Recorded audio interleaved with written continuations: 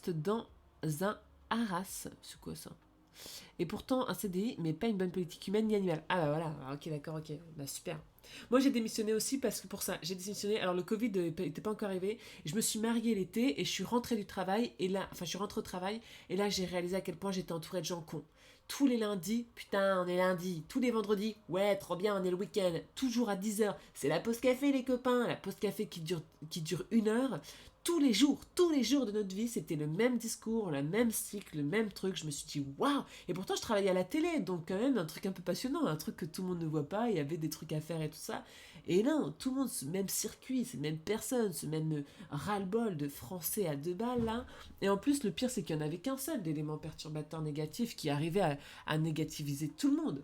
Et moi, j'étais un peu, sans vouloir me lancer des fleurs, j'étais quand même l'élément qui essayait de montrer que la vie était belle. Et en fait, toute seule, j'y arrivais plus. Et j'ai dit, je m'épuise.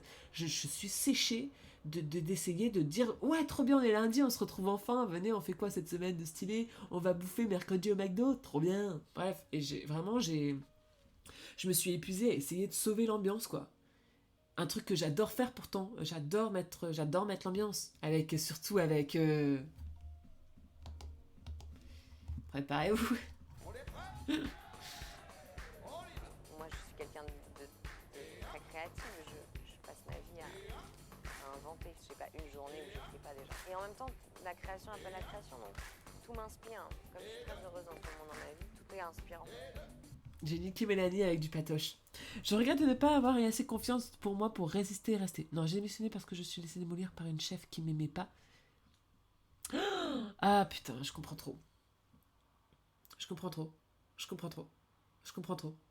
Je comprends trop parce que parfois, mais c'est au moment, enfin, parfois t'as envie de te battre pour les gens cons. Avec Anne-Laure, on en parlait.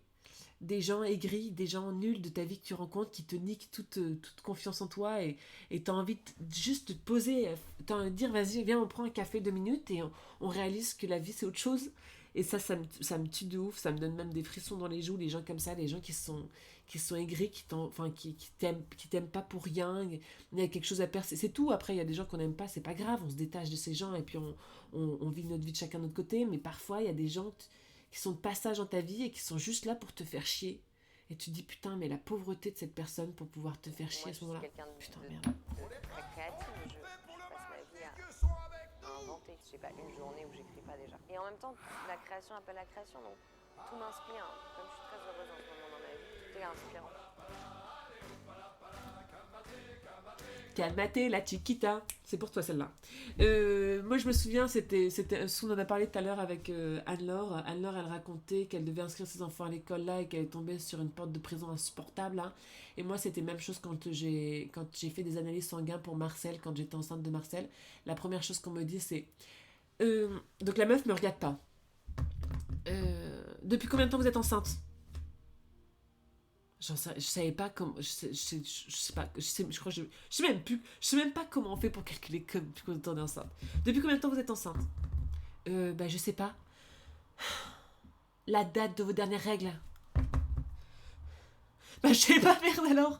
Heureusement, j'ai l'application Clou qui me demande mes dernières règles. Donc, je dis, attendez, je vais regarder mes dernières règles. Les semaines aménorrhées, on vous a dit? C'est quoi les semaines aménorrhées? Les semaines aménorrhées, c'est quand t'as plus tes règles.